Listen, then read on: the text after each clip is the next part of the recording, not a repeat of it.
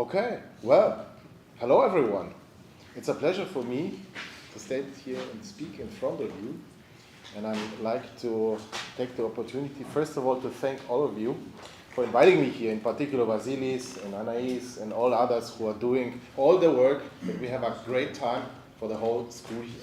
And I would like to introduce you and say welcome to all people here in the room, online on the Coral website, and also on the Facebook site who are following this speech.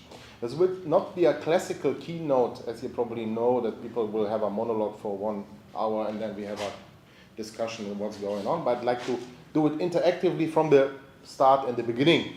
But I'll also include your comments in it, in this way. My name is Lech Suwala. I'm a professor for urban and regional economics at TU Berlin. And we have a very interdisciplinary group back at TU, almost infamous. As you know, Jeanette is part of it. Dimitris is part of it. So we have a bunch of architects, sociologists, geographers, economists, and urban regional planners, because that's where we're situated in. And I think what this makes the group so diverse and interesting. So now the next question is, okay, why should I present here in front of you? I'm not a core CVS guy. I did some other stuff. I came from cultural creative industries. That's how I met with Jeanette, for example. So I took another way. Colleagues that followed or are probably from this part still, for example, also Sunti Schmidt, who is in the back. So I did some co-working stuff 8 years ago, where she was pushing this in one of the first studies in Berlin for the Zenit in 2012 with, I think, Verena Brinks and Sascha Brinkhoff. They made a pioneering study about this different types of arrangements. But I think that family businesses, and I added hidden champions here also, might make you think about possible connections, why this institution of collaborative or co-working spaces might be a new broker in this regional ecosystems arrangements so far. Right? So that's why we want to try to link those two things. How the institution of the family might help to understand if, for example, collaborative working spaces are a new substitute for a family in, especially for your interesting rural peripheral areas. Okay? So these are some of those things that we will tackle. Apart from that, I will also talk in general about family business, hidden champions, and why they might be interesting for you as a role models, or probably a different type of organizations to deal with in order to get this brokerage function going on. Okay, first of all, a short overview and lineup of what's going to happen. First of all, I give you some stylized facts about family businesses in general, so you have an understanding what it's all about and how really is the impact of those specific organization form, and this is the oldest and by far the most widespread organization from all over the world. So it's a big impact of almost every economy, but the question is how to exploit the potential of it also for arrangements like CVS. Then I give some definitions, and these definitions will be definitions from a spatial point of view, obviously. Because in family business studies and among all other people in management science and so on and so forth, they've been dealing with this stuff for 120 years. But in the last 10 years or so, there is a short convergence between those two types of studies.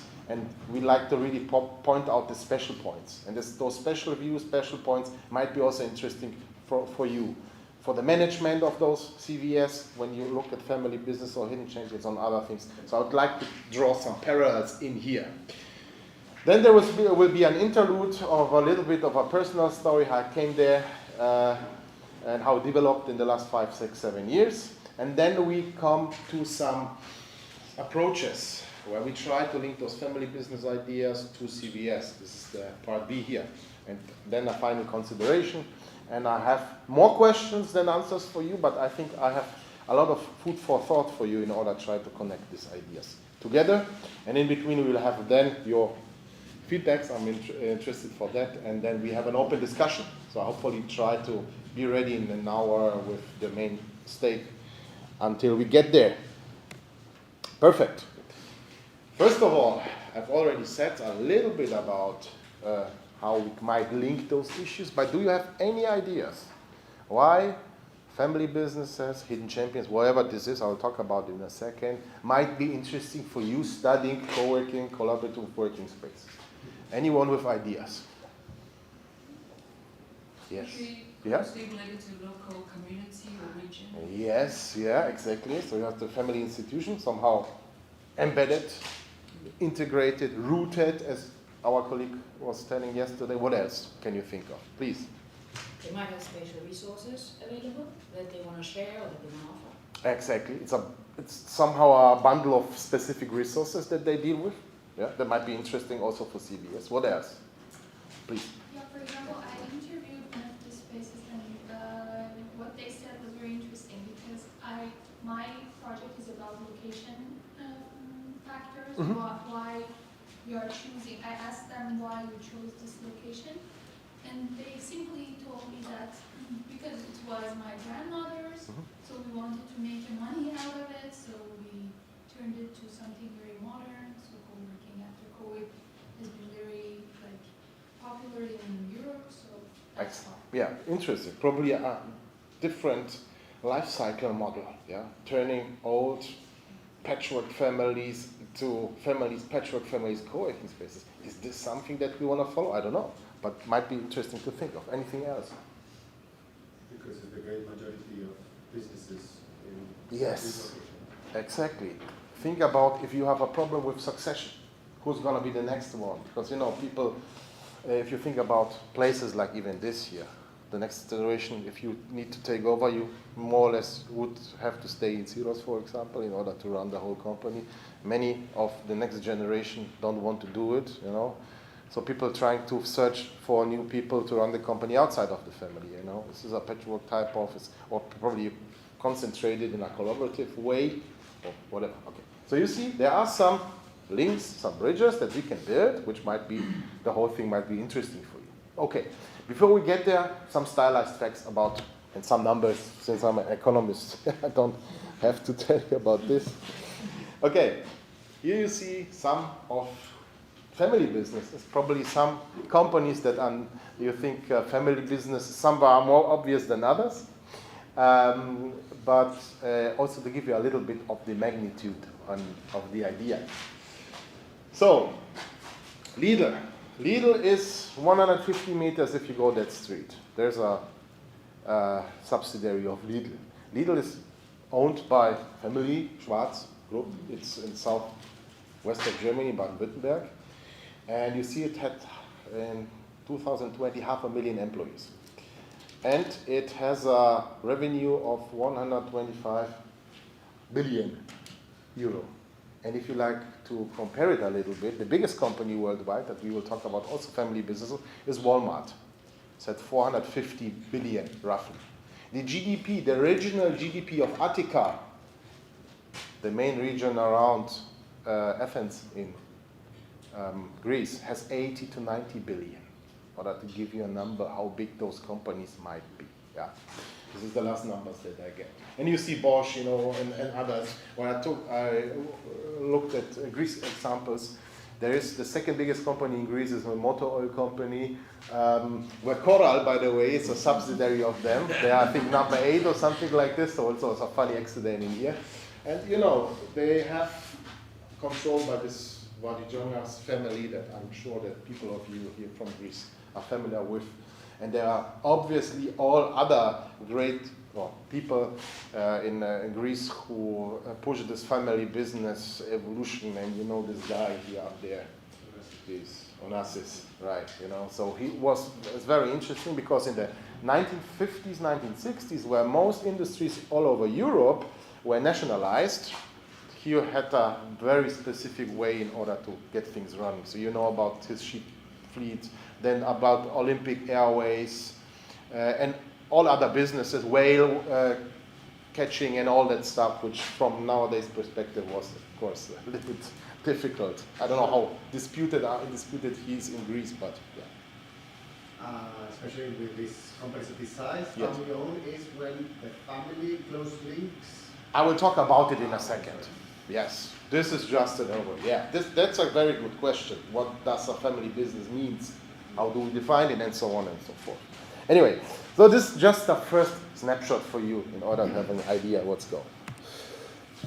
If we try to put it or map it worldwide, you can see that roughly 60 to 90% of all non-governmental GDP is made by family businesses.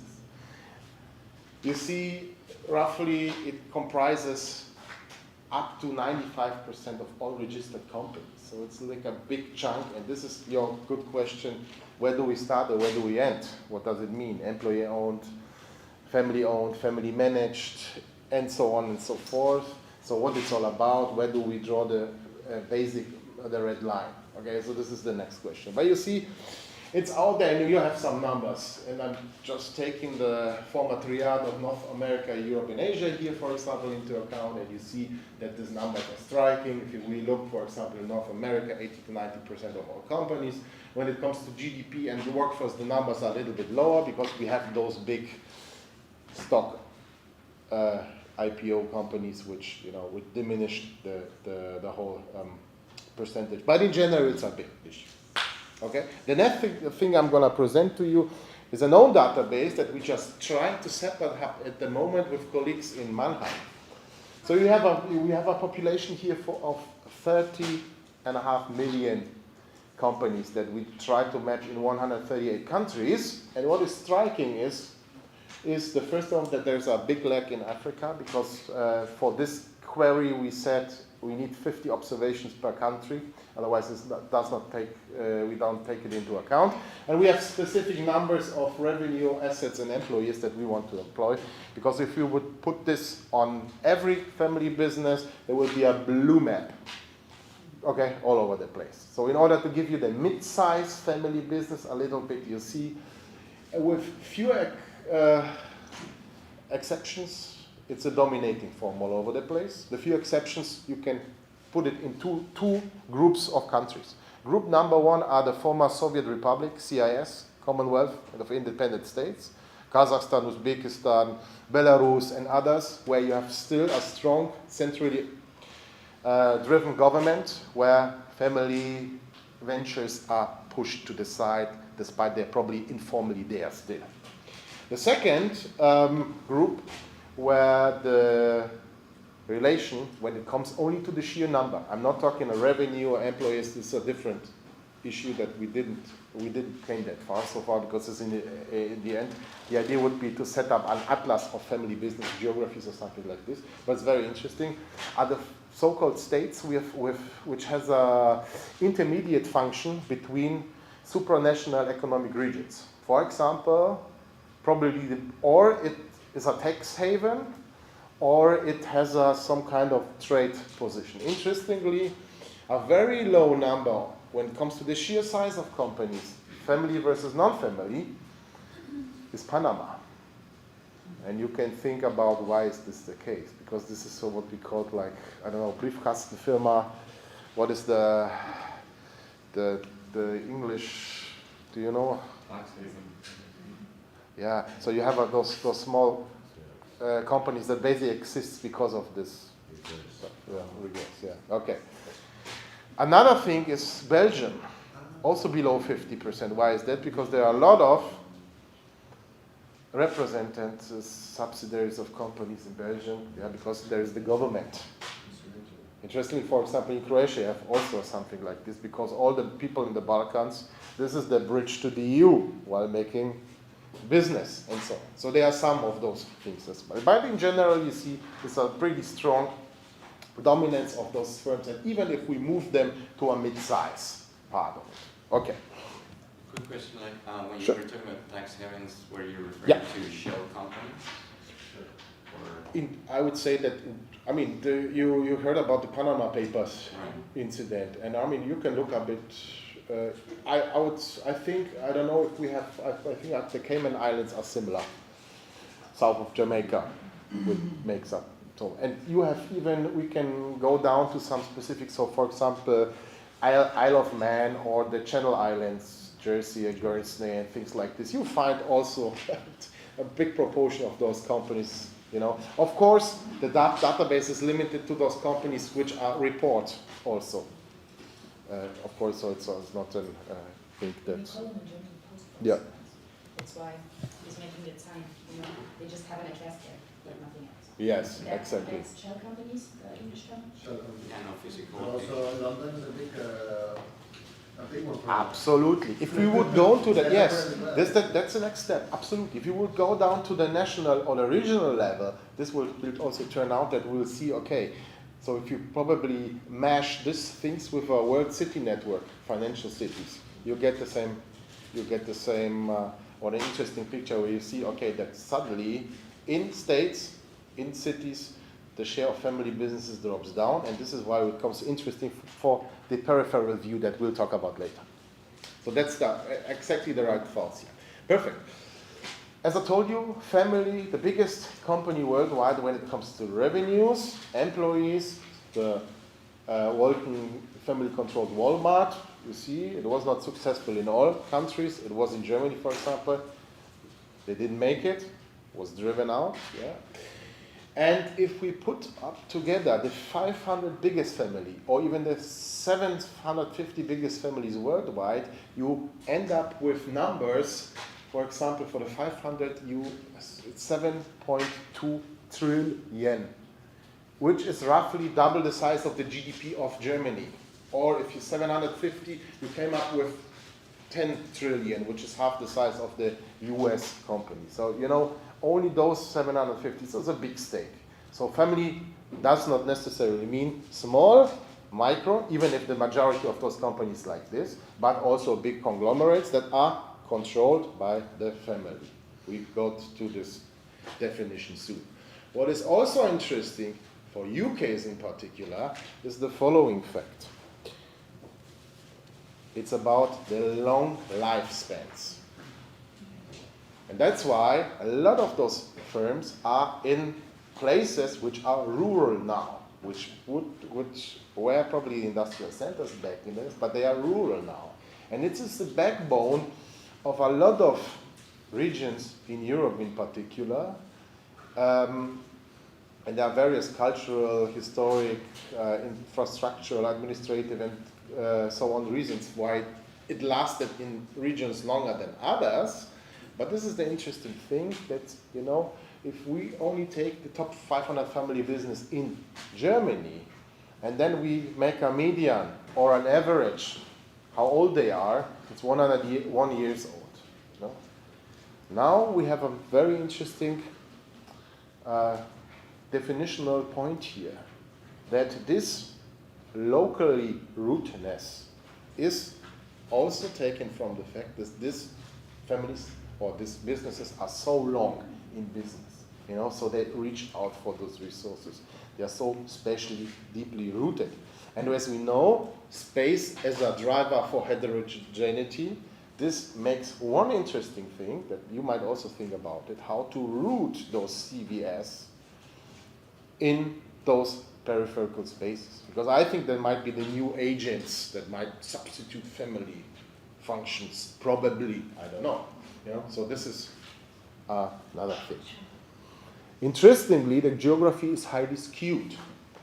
If you look only at the top 500, and you look at the German federal states, you see, and I don't want to give you the numbers in general, that if we take Thuringia, Saxonia-Anhalt, Brandenburg, and Mecklenburg-Vorpommern, the 4 new Bundesländer, we end up with 18 companies out of 500, which equals roughly 3.4%.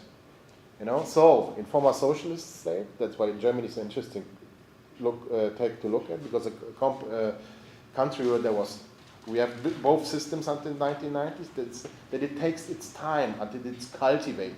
You know, so those locally family business come out not from nothing.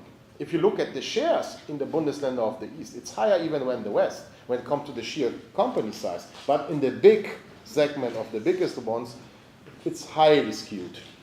If you take away Berlin, the 9, you end up with 1.6% only. You know, so this is also something that is really striking here. An additional thing which might, let's say, give you another fact why family firms are so interesting and so important is the fact that the cooperative forms, legal forms of family firms are unlimited. Most companies are limited who are on the stock market. So they are limited, if there's something going wrong, they limit their deposits on paying it with there are certain rules to it. Family firms are unlimited. That means there's an intrinsic motivations of those people that you talk with to run the company beyond economic goals. It's not a shareholder, but a stakeholder approach too.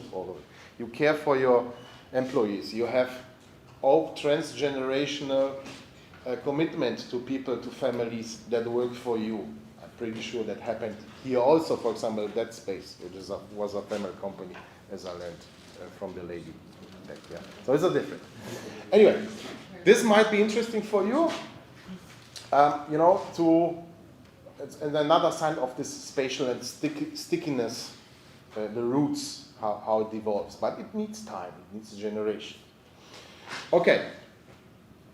So this is, and you see some numbers here. So on the left-hand side, you see the companies who are unlimited, and most of them are family. So the orange ones is family-based, and the rather red ones is the stock market companies. So if you move to the unlimited companies, you see them, the limited companies, you see that the stock market, not family business, is getting a momentum here.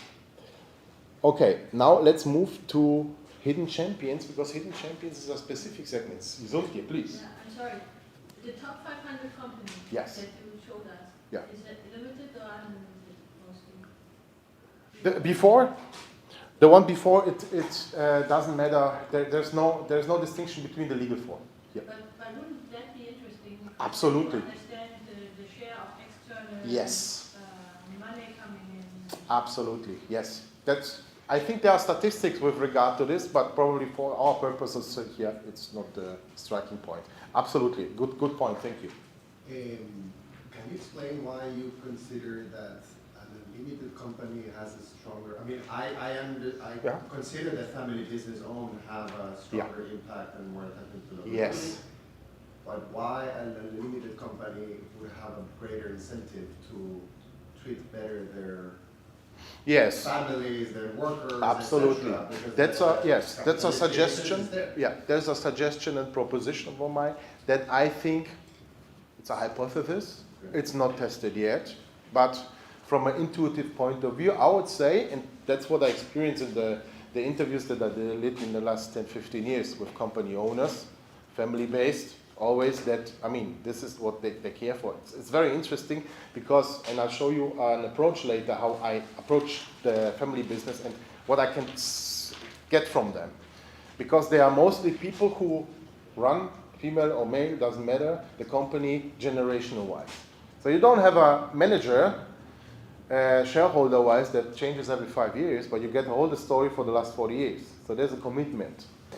And through all those things, I expect that those people care more for it. It might not necessarily be the case. And also, as Junti pointed out, in the big family segment, there are, even the motor oil thing is 45% owned by this family, but the 60 or 55% are owned by other people who also have the right shares to talk about and right to influence the politics of the company and so on.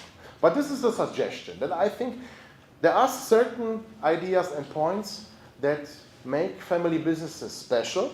I'm not also saying that family business is something good to have. You have very brutal leaders of family firms that, throughout the history did good business on exploiting people on a big time. Yeah, definitely. I'm not rejecting this.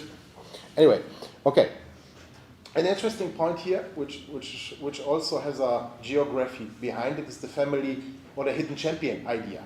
The hidden champion, as far as I understand it, after scanning all the literature, is there's a German professor, Hermann Simon, and he's working in this field for the last 30 years, and he came up with this idea of hidden champions. However, the companies that are put it into this section are also researched upon in the 60s, 70s, 80s in Canada, in Japan, and before. But you know, some people also talk about threshold families. Others say international market leaders. So there are different names too. What I mean by small, often family firm-driven companies in this middle segment that is almost not research upon it, at least in my profession or my discipline. Either you go for entrepreneurship, small and medium enterprises, small enterprises, or you go for the multinational enterprise. And there is this in between the middle firm segment, which few studies in general that deal with it. But it's interesting because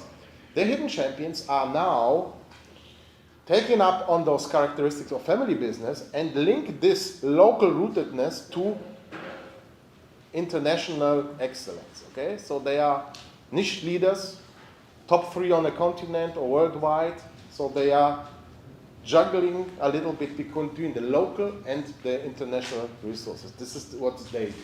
And you see the employees, the revenues that we are trying to roughly come up with here. The interesting part is they highly innovate. Highly innovate means that they're spending more than 6% of their revenue on innovation activities. And the benchmark, high benchmark, is 3.5 in an industry.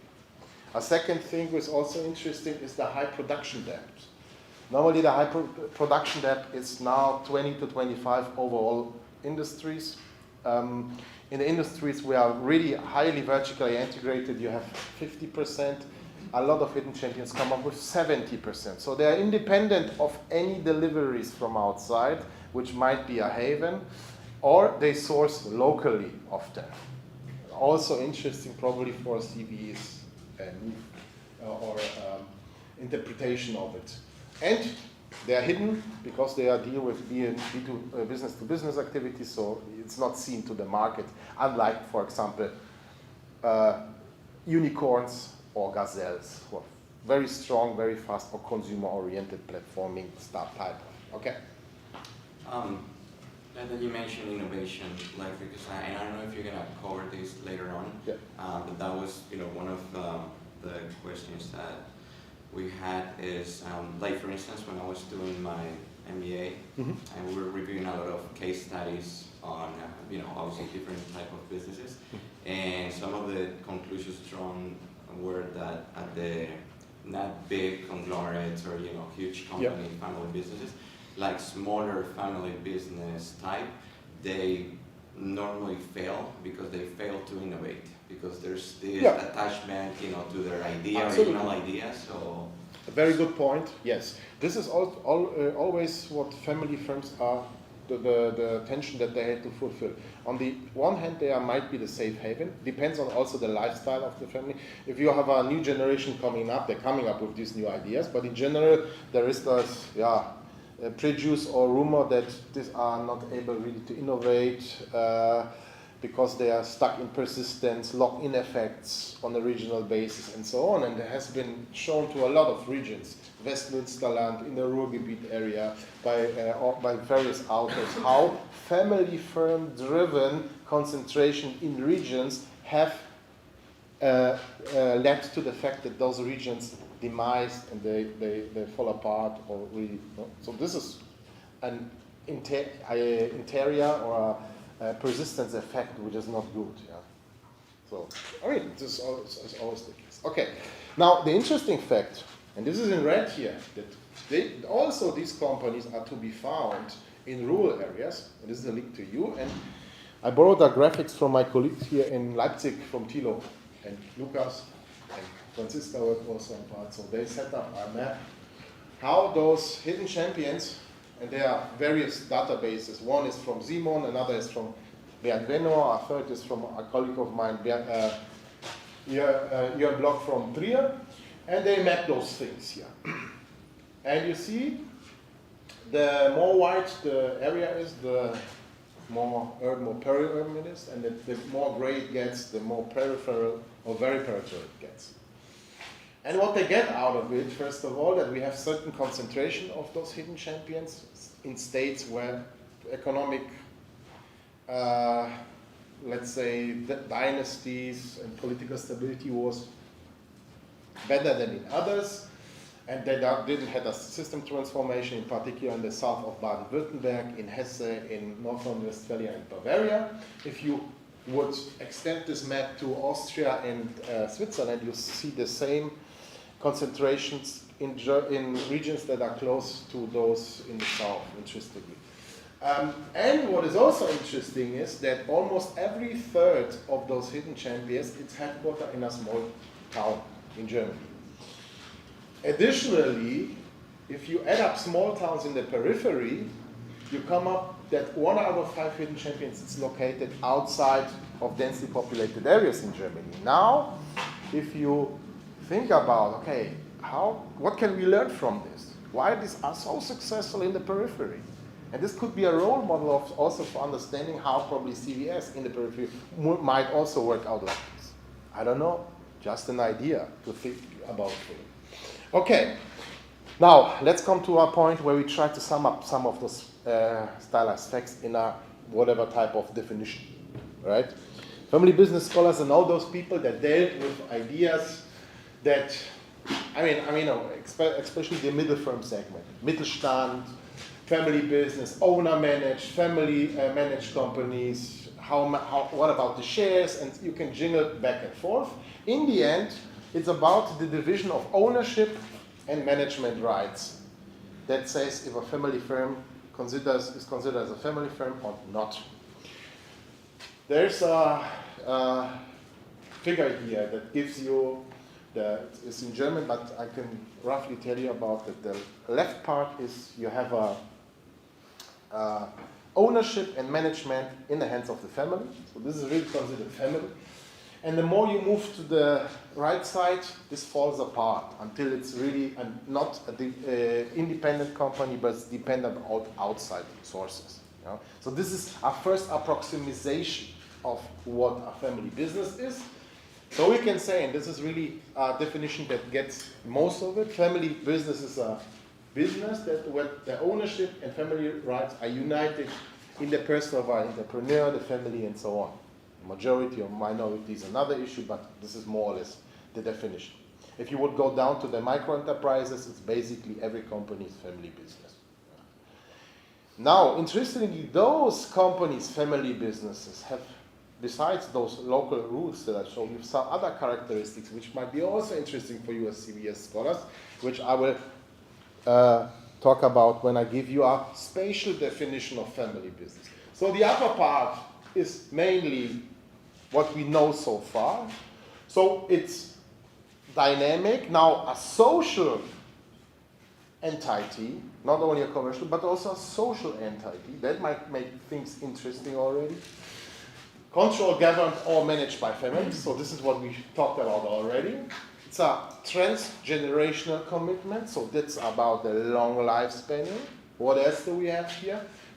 Geographically unevenly, depends on the size of those family firms that we learned, but deeply spatially rooted. And now the spatially rooting, I'm trying to diversify or differentiate in 3 building blocks. And it has something to do with understandings of space here also. So the operational economic side is locational dependent. So they have to do the cost-benefit ratios analysis on a locational basis, all what we know from economic models of space, how firms, where they locate and why they locate. So this is a relative understanding of space here. Location, space and as economic space location. You calculate it in transport costs, in distance, in time, whatever, but you can exactly know where to place those.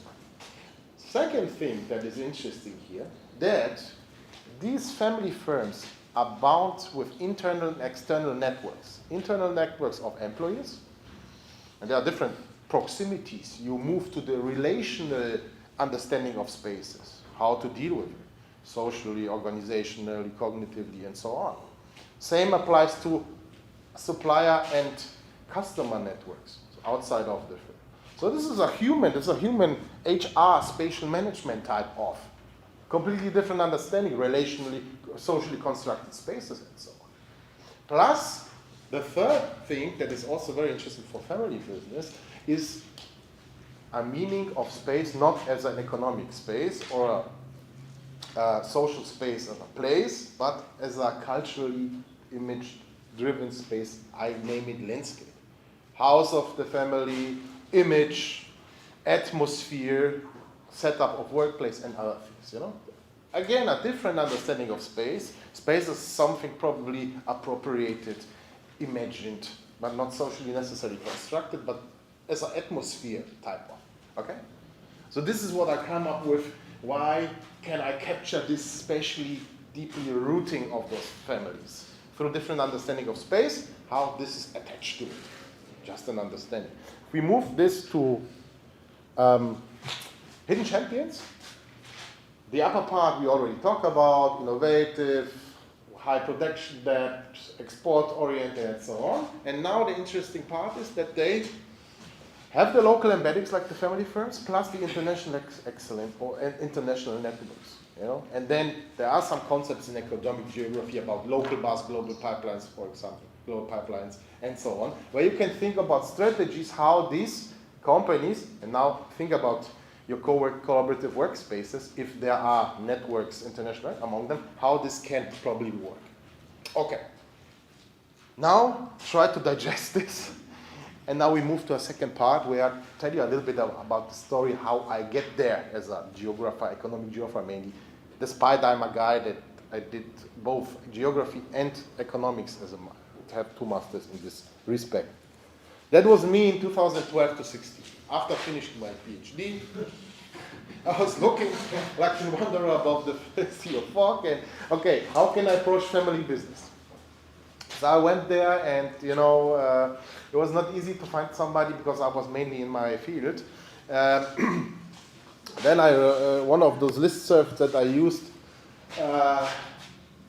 international business listserv, and I think I don't have the original first mail of this guy named Rodrigo Vasco Tolito.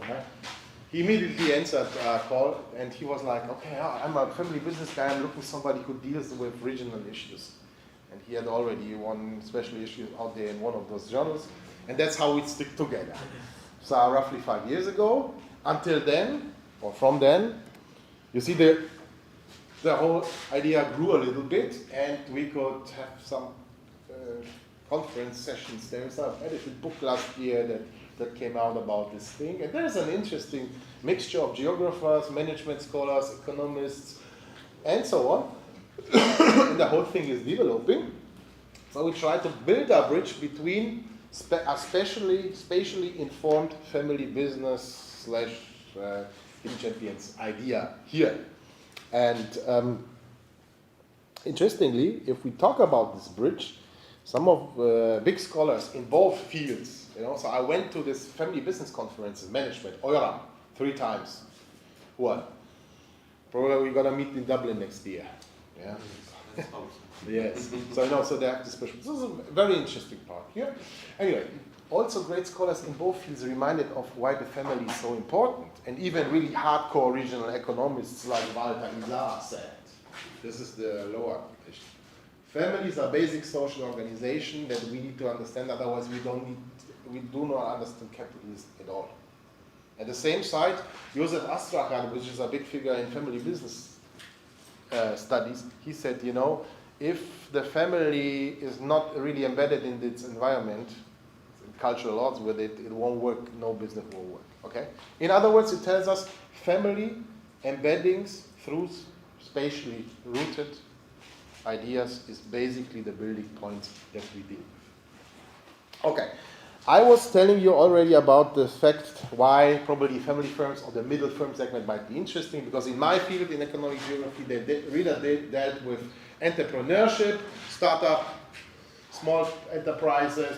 Also in the global south, as you see, the classical thing is cultural enterprises, or like M&Es. That's why it might be interesting.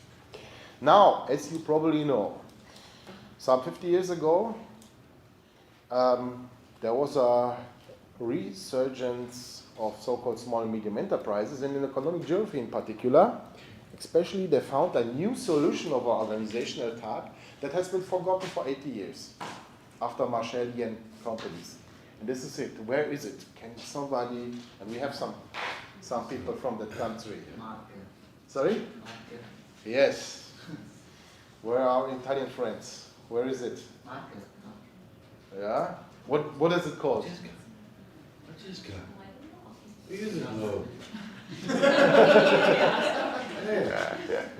Yeah, this is the so-called third Italy phenomenon. First Italy in the north, second in the south, and in between there were these small and medium enterprises, that they were trying to do businesses in specialized industrial sectors, shoe manufacturing, towels, and so on and so forth. So after those M&Es and this whole first wave of big company capitals came to an end or crashed down partly, there was this new remedy, and they realized, hey, the whole thing is not only periphery, small and medium enterprises, but it's also family. And this family part was forgotten in economic geography. That dealt with trust, with reciprocity, with how this whole thing managed the space in it, but not necessarily the family point of it. So we unearth it again. But if you say, okay, clusters of small family craft-based firms in rural areas of the third Italy. Now then the model was trying to be explored. So imagine this is the beginning of collaborative workspace, probably, and then you see, okay, this is an interesting model, and they try to export it. Failed many times, and anyway. Also, and there was a person called the impanatore, who was basically trying to, so think about the co-working space manager here, who tried to, to put those things together, those small steps. Might be an idea.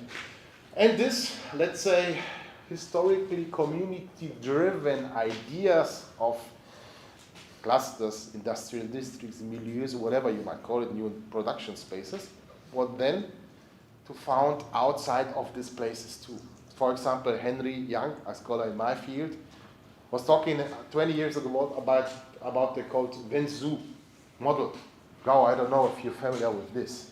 It's a specific entrepreneurial spirit in a region that was successful back in the days, or still is. Or, for example, the Ignasi spirit of Sweden. And there are some of these ideas that are out there.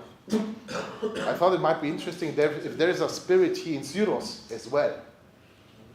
Because you have the shipyard, if you walk by 300 meters away from here, is an entrance gate to the Napoleon shipyards, 1861. So I made a small research trying to catch up what's going on.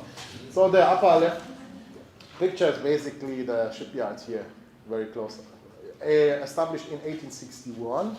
And I realized that these people, they have manufactured cars here in the 70s. So they had a CEO, family run also, and then they bought this company called Enfield. And I don't know, Vasilis or Dimitris or any other from you. Are you familiar with this car? No. There have been 100 produced. And sorry? The owner of this space told us that apart from the tour that they offered us, they also offered a tour with these cars. Really? Yeah. Oh wow, we need to go. So I think first of all it looks like a golf cart car, but it was used for mine sweeping and things like this later on. So they sold 100 of it, and of this car it was it's called Neorion Chicago. Only 2 were sold, but it's an overall in the 70s. It crashed down. The question would be also here to think about, is there something like a zero spirit? I think after what I saw you yesterday drinking and partying, I think there is one. Now the question is to understand, right? Anyway, yes, so you see, there are some probably starting points with regard to this. Anyway, okay, let's skip this personal academic story and go to the second big part. And try to summarize some literature review results about what can we learn from probably family firm, spatially driven accountants. This is an idea how we try to get this together, but this is probably not the interesting point for you. First of all, if we see what's in the literature about these family firms and the special rooted of it, and what can we probably learn from co-working spaces, collaborative spaces, is the very fact that If family firms at all have been established, they didn't do a structuralized location search process. Normally they picked locations close to their residencies. And this is, at least for bottom-up collaborative spaces, often also the case. You know, so you are basically locally rooted because you know, oh, there's a friend of mine who has a edificio there or a room or whatever, and that's where I'm setting the whole thing up. And this is how our family business also mainly starts.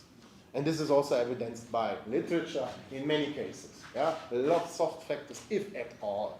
Look at Berlin, Zalando, which is now, okay, of course, started as Friends type of, was also somewhere. Yeah. What is also interesting here for the spatially routing is the case that persistence, it's often in the 80s, 90s, family firms imagine where it came from, the family farm. Yeah, when the primary sector has the highest stakes in the pre-industrial economies. So it was a rural issue right from the beginning, right? So often until the 80s, you find in the definitions of family business, family firms, still the fact this is a rural entity, mostly, right? Okay. What is also interesting when you look at the difference case is there's been research on the local, global, and so on and so forth. Interestingly, what they always mention is the home bias or home region effect. That there's a strong rooting in where it all started, and this is where they get, let's say, the main impulses from. Interestingly. When we move beyond this rather descriptive locational looks at it and come to these relational, socially constructed entities here, we understand that it's a little bit about being embedded versus being independent. Okay, how do you deal with this? You know, there are new studies now already. It's nice to be embedded, but you have a lock-in. If your two persist is too strong, what we talked about already is how to deal with, and this is very, very interesting. The first one, the framework conditions. There are studies who said that the industrial district effect, for example, of Third Italy, of clusters and so on, is at odds with a family firm effect. That means you have an institutional layer of those small and medium enterprises of these institutions they have their own logic. Another logic is the family logic. And often these are contradicting with each other. Now the question would be also, is it interesting if the collaborative working space effect, if there is one where people intermingle? Is it at odds with the institution? And this is what a lot of you researched upon. If I see, for example, at Gauss, grounding of his PhD, because you want to put it into entrepreneurial ecosystems, and this is nothing like an institutional layer. Is it supporting it or not? Is it a different logic of understanding how the family or the collaborative working space thing works or not? Do they contradict or do they support each other? Very interesting point that you can elaborate upon where studies is now going. And so on and so forth. I will not go through all of it, but probably the policy planning part is also interesting. Often family firms were really independent also of policy measures because they want to do their own thing, that they are not really going on this promotionally programs and so on and so forth. At the same time, and this is something also interesting, is that there are a lot of supportive measures from those companies because they are so locally rooted in the idea of, and you know it, corporate social responsibility. And if you move beyond this and put it on a spatial framing, you might talk about corporate spatial responsibility or regional responsibility. And there are different intensities of it. Of course, some companies just stick to the rules, ESG or what, and do it as greenwashings and whatever. But there are measures, and there are some papers that we published in the last 5 years or so, but there's a different intensity of these responsibilities. It might start with a kindergarten or a small event in the community, but you can push it forward really to a revitalization of an entire small town, or they're even setting up the whole master plan for planning. Of course, could be a danger in it that those companies take over. You may look at rural mining towns in Botswana or Australia now, where these are really taken over, company town type of privately driven economic development, difficult. Bad examples from the US in the first half of the 22nd century because of exploiting people, too much power. You know? But there are different intensities of this corporate spatial responsibilities, but also this might be an interesting function for collaborative workspaces. So you see, there are some things that where we can ground the spatial routing and many things that might be interesting for CVS as well. Okay. What else do we have? I probably skipped this first model and come to the second model, how I think family firms can be approached from a spatial perspective here, and what might be also interesting for governance, for the governance of CVS in particular.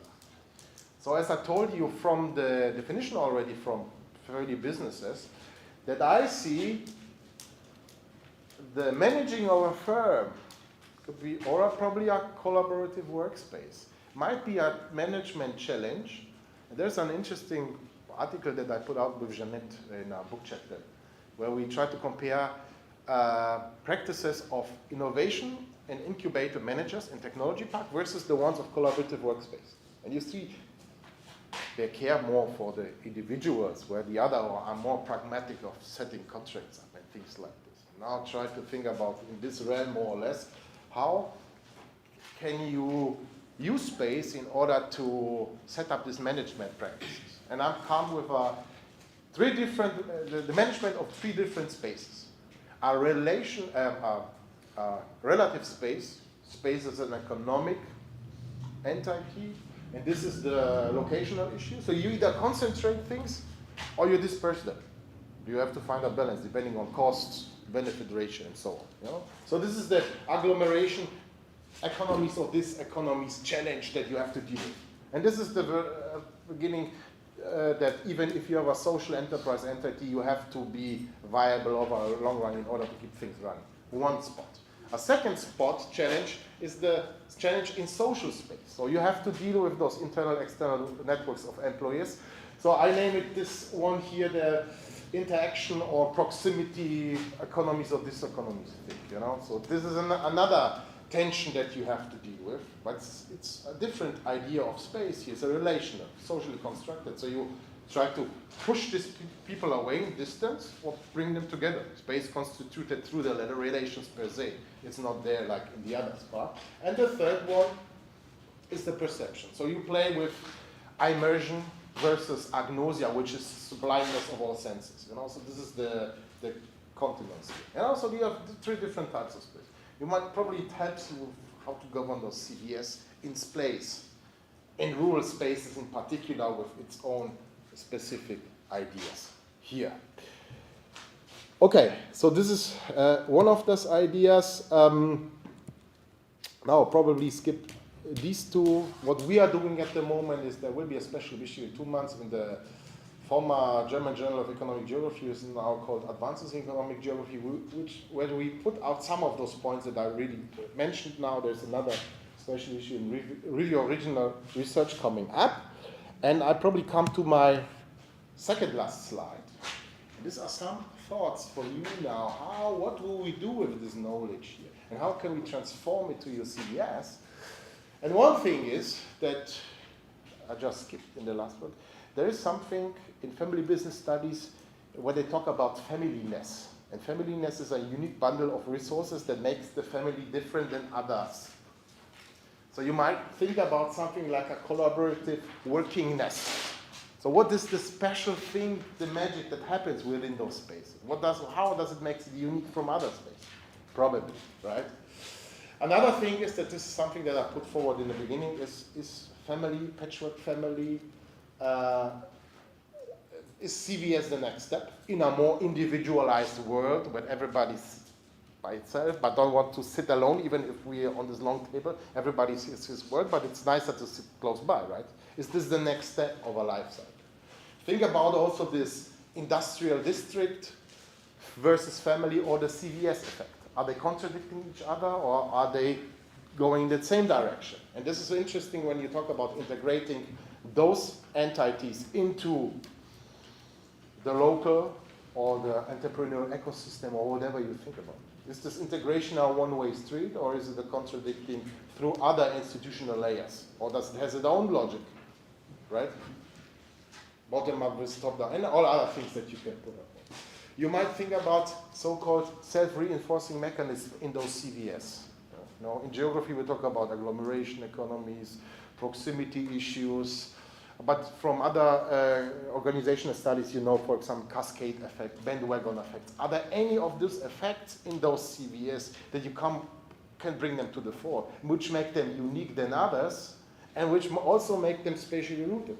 So these are some ideas you might come up with. Apart from this, that we have different specialities or also varieties of CVS, as in this periphery. If you look at the newest articles in leading journals, they talk about varieties now of peripheries and things like this. Please. So let me ask you, like, the spatial rootedness is Yes. something that can be built That's a good based question. on these Yes. cohesive factors that you mentioned. Yeah. That's a very good and striking question. I'm now in the planning department. They love stuff like this. Is it possible to design it, to build it, to put it out there? So we leave this analysis element and they go beyond this because they want to design, they want to create. This whole thing, the experience has been made in the 70s with trying to export the third Italy in other places, failed many times. I don't know, but I wouldn't say that it's not, why not give it a try? You know, of course, there are companies that I think our colleague yesterday talked about this, WeWork and so on, they try to multiply the same idea in many locations. And it was often not working, you know, but it could be if you scale up community-led CVS. You know, this is what we're also debating about in Berlin now, how to have alternative housing project now also able to scale up. That it's not a small refuge here and there, and once the initiators are gone or they get older and they have bring those big stakes in anymore, it's dying out. You know, so how can we implement this model alternatively on a bigger scale, for example? I like this design element. So it's an interesting question about it. Yes, and in other words, you might try to isolate distinctive features of CVS, you know, in order for theory building, and this is probably an interesting part for the project as a whole. If you sum up those 15 PhDs in the end, if you came up, hey, is there something that we did for general theory building here or not? Is there something out there? It does not necessarily to be. It can be also, in speaking in the words of Dimitris, an assemblage of interesting ideas, but you never know. This might be also interesting. Here, and probably our last point that might be also interesting is when we talk about this patchwork family CVS evolution, you might also think of different types of companies among friends who are now rising, or so-called employee-owned companies, you know, where your family member, if he doesn't have nobody to succeed, he said, hey, in order to have intrinsically motivated people, I passed my company over to some employees, or all of them, to hold stakes, because they are working complete different, interesting motivation, locally rootedness, and so on. Okay, and to finalize today, there was a picture yesterday of this guy, you see, Sunday, Paralia Asteria in front of the St. Nicholas Church. Unknown painter, well, hopefully I now have an idea. So I learned a lot from your presentation and the whole atmosphere about CVS here, and probably you can also get some ideas from me in order that help you from the family business side or economic geography side to extend to your ideas here. Yeah, to those who are interested in, there are some publications that I can also put it on the website and so on. So that's basically mostly from this start. Now, probably move over to the comments, and then we open the big discussion, I would say. Thank you.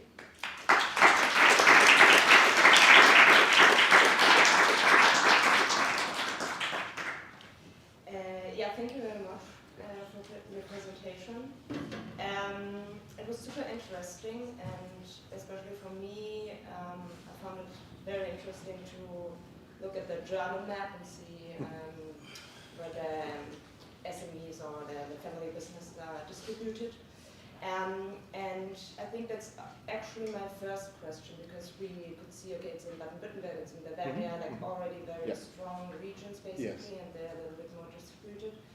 And I was wondering if at the same time they're so located basically, and they try to like stay where they are situated. Yes. Doesn't it lead necessarily to, like, if we only support them basically through policies, whatever, doesn't it reinforce this spatial inequality basically, which we can see between Eastern Germany and...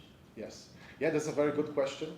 And indeed, if you look at the history, especially on Germany, Germany was a state of some very small dukes, church-owned spots. So everybody has its own small land before it was reunited as what we know nowadays. National building took forever. Same in the North Italy or Italy as a whole. You know, it was also very small. Fine-grained. Switzerland was a little different. Nevertheless, there was a high independence of locals back in the days. That might explain one thing. The fact that these companies are promoted through policies is basically not the fact, because they are all independent at all. So they won't cry, we not need this or that. The last one, they want to take any measures because then they are not independent anymore. So there is this strong, rooted tradition of being completely independent on the one hand, but being his own boss in order to get things done. This is probably because of this history, relatively, that this is strongly rooted. The whole thing was also partly true in Saxony for a long time, until the socialist times. In the Erzgebirge area, it was very strong as well. But through almost 45 years of a different system, it was erased partially. At the same time, they have problems. So it's not a thing for eternity.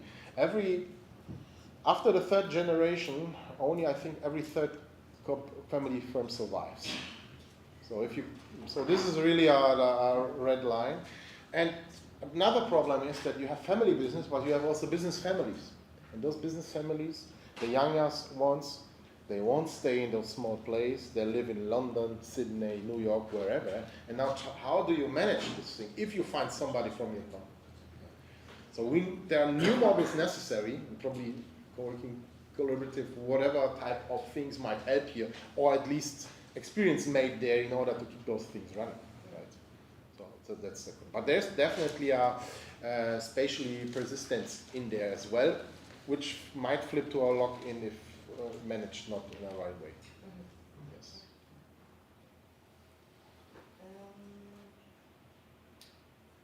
And then you briefly mentioned also like this corporate spatial responsibility and strong place leadership, basically. And you linked it to like the revitalization of towns. And I saw also in your paper about this, that there you have linked it more into urban areas, and they try to go to business improvement districts or town hall management, whatever. Exactly. And there, like especially from the America examples or like the focus on urban areas, I think we also know that it has been discussed under privatization of public space, or a very strong public-private partnership, which can basically has the potential for it of like giving too much power, as I already said, to these private entities. And I was wondering if how this can be kind of coordinated in a way that it still has a brings some positive effects for regions, but still it doesn't give the family firms too much power in order to steer how regions are. There's a thin line. If you look at classical economists like Milton Friedman and others, they said the only social responsibility of companies is to make profit. right? So this is a very strong position in a different way. And through this CSR or SPR, corporate special responsibilities, there's a thin line if this is not a greenwashing or advertising what they do there. But they are really genuine leaders among those firms, within those firms that really set up place leadership. Also interesting concept that you might want to look if you deal with CBS, place leadership. So growing literature, how to really to manage locals and can come to a hegemony or power. There's an interesting peripheral town in Germany called Duderstadt. There's an entrepreneur called Otto Bock, and he basically set up the whole master plan for the city. Because he said we have to make locational factors for rural areas work, otherwise people will leave. So, and since the city administration was not capable for this, he made it by himself, the question. And it was later even adopted by the city administration. That's the crazy part about it. But of course, there are different other examples from company towns in the US, Australia, mining towns, and so on, where this was brought to an effect where basically there was a privately led domination of the region there. You know? So it substituted the government, basically. I don't know how to, it really depends on the environment and the contextual features and so on, in order, there's not a blueprint for it. And there's probably also trying to see. What probably might be interesting is that you need a public-private people's partnership for peace in order to have everyone in it, and this is probably also an idea for to integrate with civil society in such an institutional arrangement. This will be the future there. Yes, thank you. Just a quick question, like, so obviously you presented your empirical framework where you talk about your social space, economic space, and cognitive space, but have you gone deeper into how those factors are impacted based on the size of the family business, and it comes to a question of like the governance of the actual. That's a very good question, and if you look at the evolution of the business organization or entity by itself, you start up with a small one-person spot where you do everything by yourself. And then you try to make a divisional matrix, whatever, where management, ownership might even apply, or you employ people where in tasks where you have no idea of, admin, IT, whatever, right? So that's an interesting question. I didn't get that far. I tried to put it more on a conceptual basis, and I know that this in real life, of course, all of those different types of spaces, they interrelate with each other. And this interrelation might be an interesting thing. But in order to have a conceptual measure, to have an economic sphere, a social and a cultural sphere, I set up those fields. Definitely, with the size, different arrangement will change. The locational decision process will be systemized, will not be the next door, whatever spot that you are familiar with, because a friend of mine had a friend that said, hey, there's a spot that you can set up small. Even in a CBS. This might be the new incubator, or I don't know, right? Different types. So this definitely plays a role, same as the sector, as the maturity, of course the personal traits of the entrepreneur, probably also the gender, and so on. Okay. Yes. So, please. There was some, I think.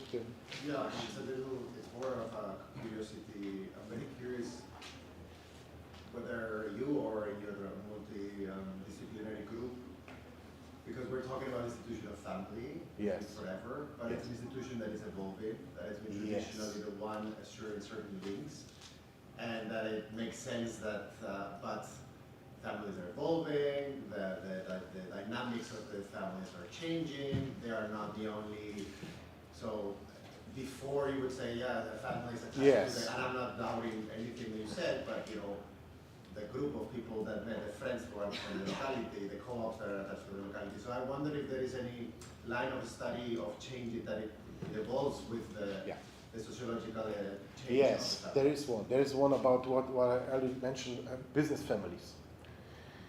There's not too much going. There's not too many studies, but I mean, no, I'm not a family business coach, so the institution family for me is a side dish that I use for my specialist things. But there is one, and they told me about the business families, as I told you. One daughter is there's one guy in Germany, one daughter is in Sydney, the other is in London, and he wants that one of them takes over. How can she?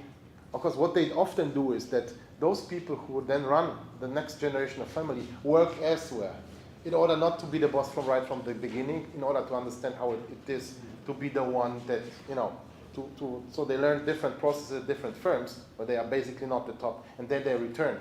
But it's always not easy, and when they stay in those towns, there are also arrangement institutions how this family firms goes back and forth. If you look also at the evolution of young people in general, there are also in Berlin, for example, a movement where there are companies among friends. And what you used to see is that 5-10 years probably it works out quite well. Then one of the founders, he or she, got a family, different priorities, get out of the company, needs somebody to replace her and her.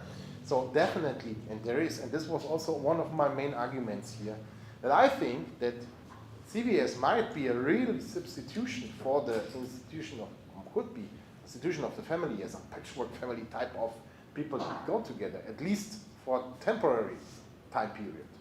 And this is what you might think about, which might be an interesting thought. And this could become really then like a mass, there are obviously various varieties of CVS, as we all know. But this might be, if you take this bottom-up, community-led, embedded type of CVS, you might come up with family type of driven things. Might be interesting. But it's a very good thought that you come up with. This is probably a new idea of putting things together. More, I think, like maybe families, especially when you go to the Netherlands, are less rooted, like because the kid lives in Paris, the other lives in whatever. Yes. And the attachment of Exactly. Town, Yes. gone. Absolutely. Yeah. And there are first case studies that especially deal with that stuff.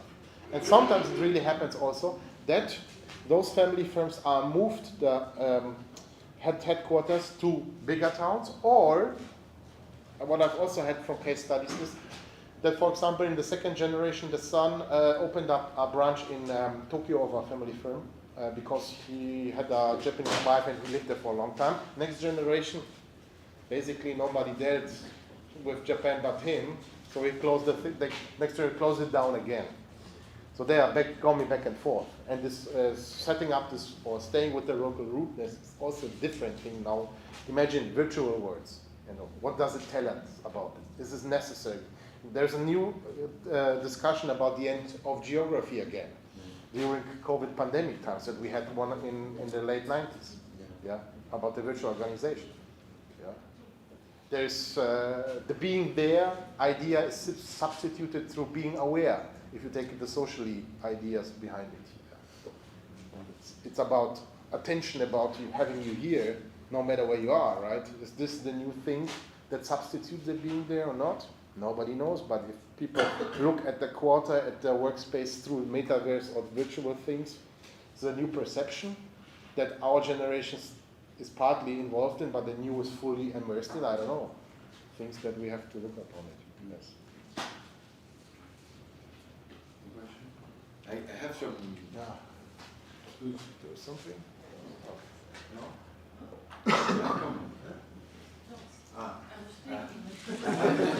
So if I may, I have more like just wanted to comment about the notes I was taking. I think that might be my takeaways, like for me, and I think it could be useful for the students, more than questions. But I really thank you for the presentation. It was really enlightening, not only because I didn't know much about family business, but also, to understand how you did it, how you framed your kind of contribution, how you found a spot where you could like theorize and kind of develop that new field, let's say. Because actually what I see is, I think it's also very like it has a great potential from theoretical point of view. It's like to cross two fields. Like there was the family business literature on one side, economic geography on the other. It was like, as you said, like kind of disconnected, and bam, like that the contribution is to link both. And I think it's, for me, it's like a very important takeaway. Like it has a lot of potential when you really crosses two disciplines, and mainly, and some of you are in management studies and or geographical, and then you take from one and you put in the other, and then bam, there is something new that you can build a kind of big contribution just by mixing two things. So I think that is very important, even though you might not be in family business, but just thinking about crossing two concepts over. So that's the first thing. Yeah, there's one. Okay. I have like some of that, I'll try to do it very quick. Another, for me, important takeaway is that the notion of space, for instance, or co-working that you talk about, workingness, like I think also has a lot of potential to extract some novelty out of it, is to understand the terms in different ways. Like when you think about co-working, you can see it as an activity, as an interaction, you can play with words like workingness, things like that. Think that co-working is a noun or a verb. It takes completely different sense if it's an activity than if it's a way of working in. And also space, because actually you presented, right? Space as like relational, more emotional, more location. And that is also like, I think many of us, we are trapped in physical space. Oh, co-working space, what are my empirical settings? Oh, let's see co-working spaces as physical. Okay, why? Maybe you can analyze a community that is not like spread out like in the villages you mentioned, and that's a co-working space too, but maybe more cognitive space. So I think also that is a very interesting takeaway.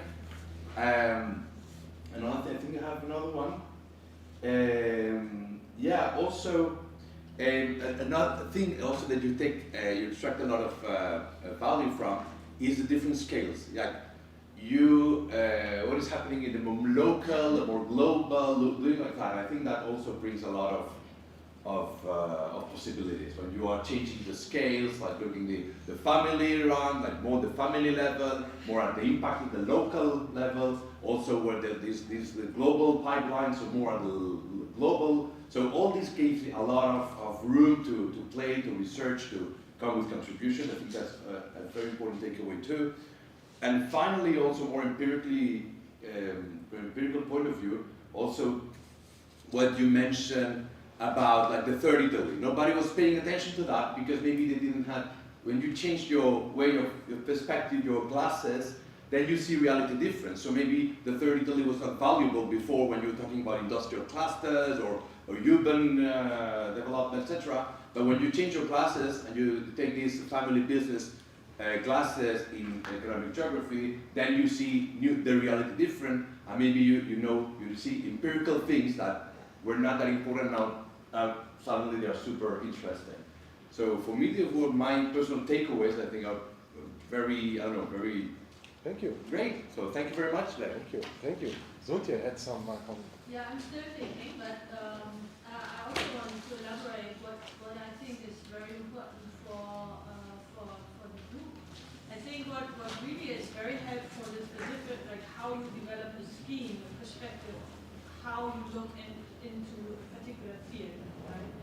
And I think this could be helpful for us as well to think about what is the perspective, as Ignasi said, what is the perspective that we take on our particular field.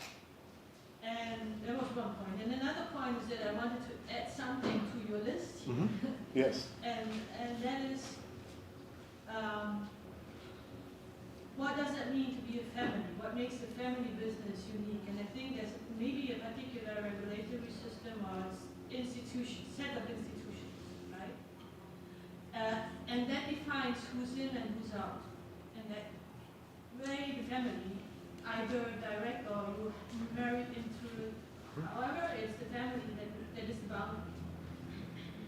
In comparison, what is the boundary to collaborative workspaces? Who's in, who's out? And this might invite to a critical perspective as well, to ask who can participate, especially if you think about in terms of community of practice, for instance, or collaborative club, or however you want to think it. Who's in, who's out, and by what means.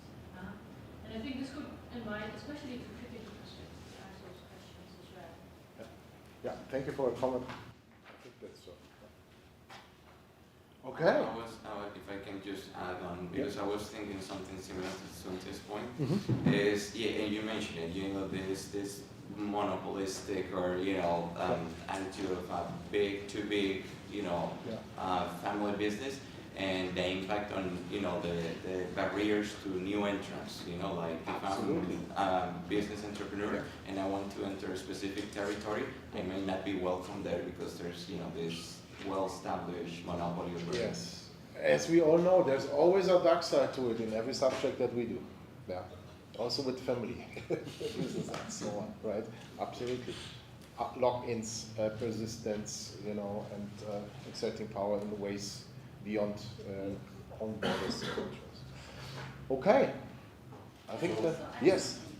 Maybe from the point of view of planning and architecture, Yes. or the philosophical point of view, let's say, the difference between the place and space and how we use it, for example. Mm-hmm. And while we were talking, I was thinking, and I also was thinking about it many times, and I also read about it. So this family, this space is given by the family. I mean, just correct me if I'm right or wrong. This space is given by the family or the family business, the business itself, or the owner, the property or whatever. Business. And the place is something that can be created by the users of that business. For example. And so maybe the place is the space that has a meaning, right? Yes, I mean, I sent you a paper about concepts of space in economic geography and regional economics that I recently published, where I differentiate between space as a location, as a place, as a landscape, with various meanings and completely different theories how to set up those things. And this might help, but that's definitely the point. And one is, from the architectural point of view, is of course the built environment. Does it stand as a physical entity, or is it loaded with emotions, with attachments, with appropriatements, and so on and so forth? Somebody who has entered the room for the first time, okay, wow, it's interesting. After you've heard the story of the whole thing, you make completely different associations with the space where you and so on. Yeah, but I'll send you. We connect with this. Okay. Thank you very much for your attention. Thank you.